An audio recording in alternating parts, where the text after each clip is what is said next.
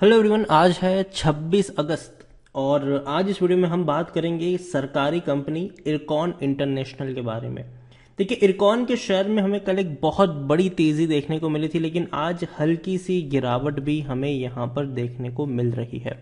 Video में हम discuss करेंगे कि इरकॉन इंटरनेशनल लिमिटेड के शेयर में खरीदारी करने का सही मौका है कि नहीं, या और भी ज़्यादा ये टूट सकता है, और हाल फिलहाल में ऐसे कौन से समीकरण बन रहे हैं जो इस कंपनी को फ़ायदा पहुंचा सकते हैं।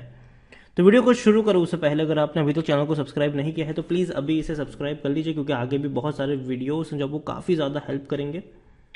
तो चलिए शुरू करते हैं। तो इरकॉन 42-43 रुपीज़ का शेयर है। पिछले एक महीने में अगर देखा जाए तो 4% की गिरावट है। लगातार ये शेयर टूट रहा था, लेकिन सरकार की जो मोनेटाइजेशन वाली पॉलिसी जो आई, अनाउंसमेंट जो आई, उसने कहीं ना कहीं ऐसा जोश भर दिया कि 40 का शेयर आपको भैया एक ही दिन में बड़ी रफ्तार पकड़ता नजर आया। 43-44 के करीब पहुंच गया।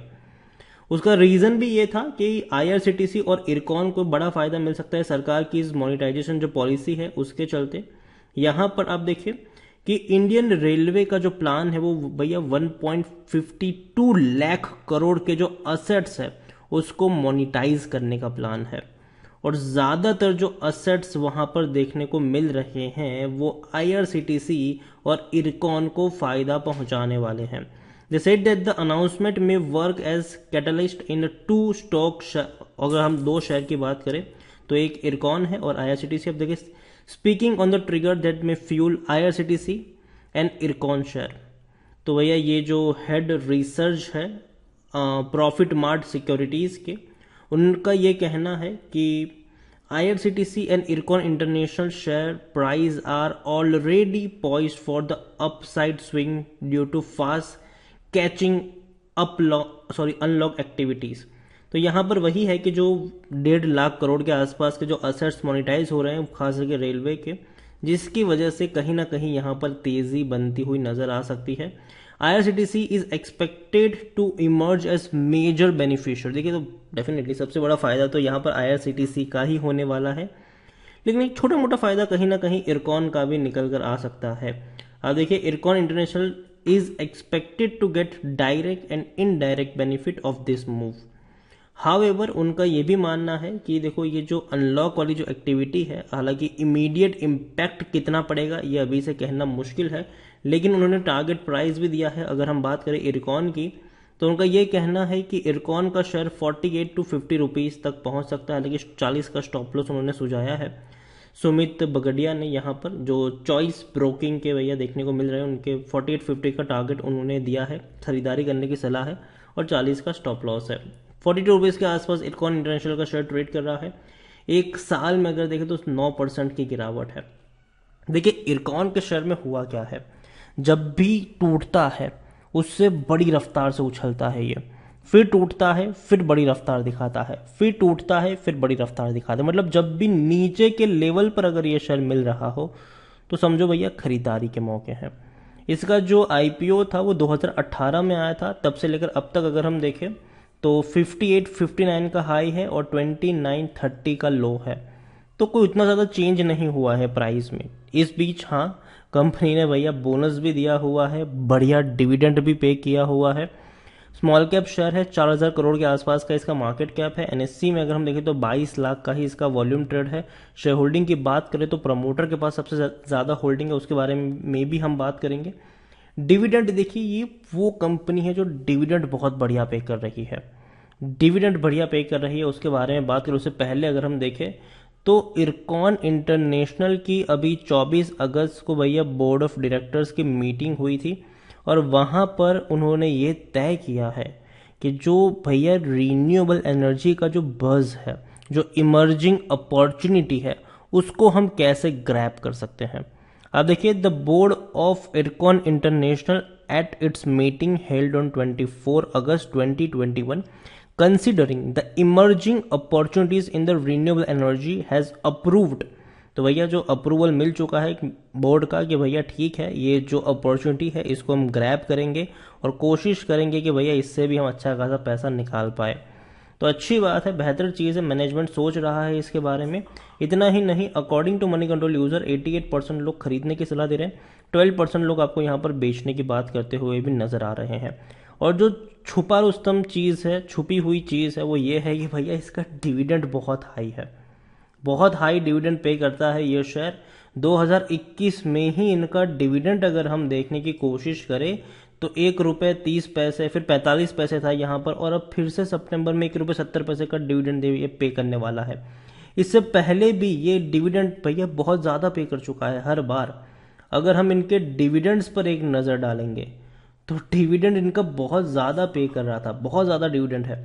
इवन आप देखिए 2019 में 10 रुपये 72 पैसे, फिर दूसरी बार 10 रुपये 80 पैसे के आसपास का डिविडेंड, मतलब 21-22 रुपये का डिविडेंड इन्होंने एक ही साल में पे कर दिया। डिविडेंड था ये।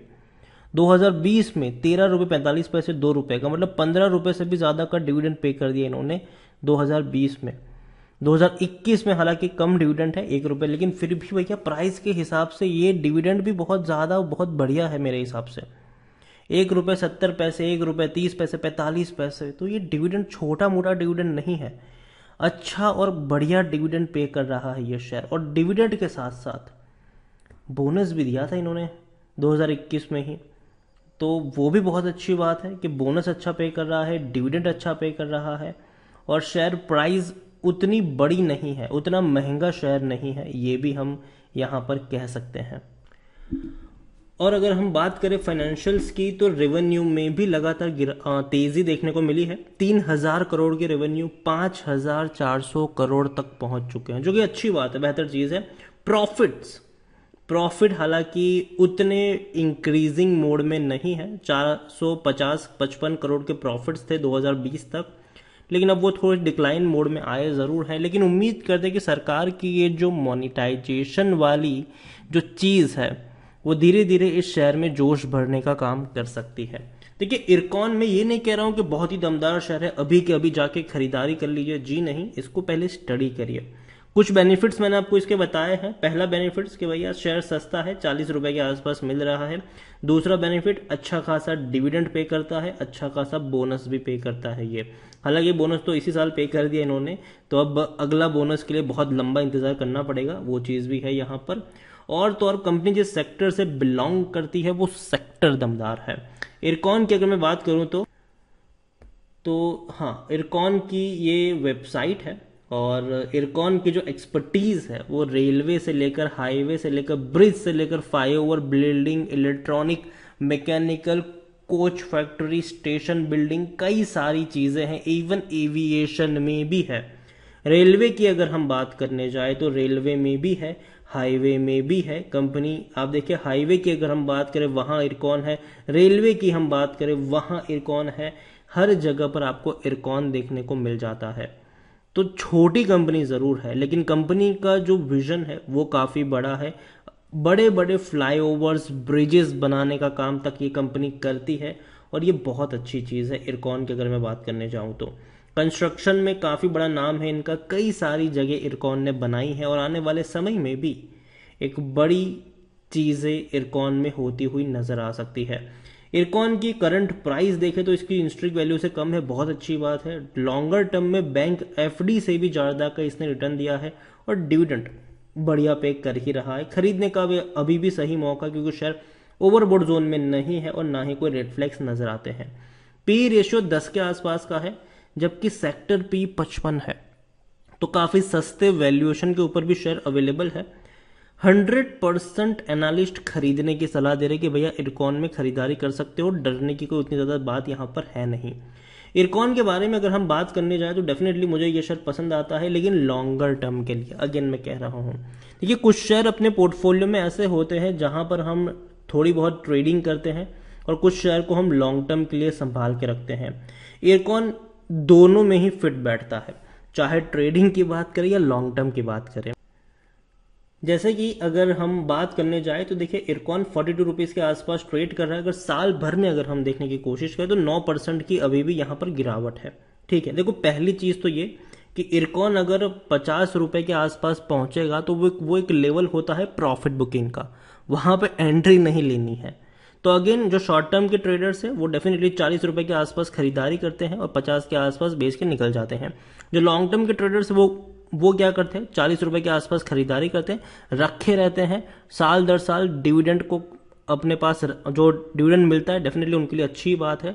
40 रुपए का शेयर अगर आपको 4-5 रुपए का डिविडेंड सालाना पे करता है तो वो ऑलरेडी 10% का डिविडेंड हो गया आपके लिए सिर्फ। तो उतना तो भैया बैंक एफडी भी नहीं देती जितना ये साल भर का सिर्फ डिविडेंड पे करते हैं। तो डिविडेंड वहां पर हो गया, और अगर तेजी अगर आ गई तो बहुत अच्छी बात है, वरना भैया बोनस वोनस भी कभी कभी मिल जाता है तो वो भी अच्छी बात यहाँ पर हो जाती है। तो वो चीज़ भी है, 40 रुपए के आसपास जब भी शेयर नीचे जाए खरीदारी करके रखो, लॉन्ग टर्म के लिए भी और शॉर्ट टर्म के लिए भी। आपके ऊपर डिपेंड करता है कि आपको यहाँ पर क्या करना है। लेकिन मुझे लगता है कि 40 रुपए के आसपास इरकॉन भैया महंगा तो नहीं है, पहली बात मिलता है, खरीदारी करके चल सकते हो आप यहाँ पर।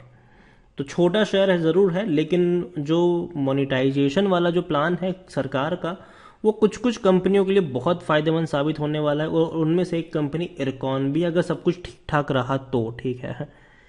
तो वीडियो को यहीं पे एंड करूंगा। पसंद आया हो तो लाइक कर, शेयर कर, चैनल पर अगर आप पहली बार आए तो प्लीज़ सब्सक्राइब करें, और इरकॉन इंटरनेशनल के बारे में आप क्या सोचते हैं वो भी आप मुझे कमेंट में लिख कर बता सकते हैं। Thank you.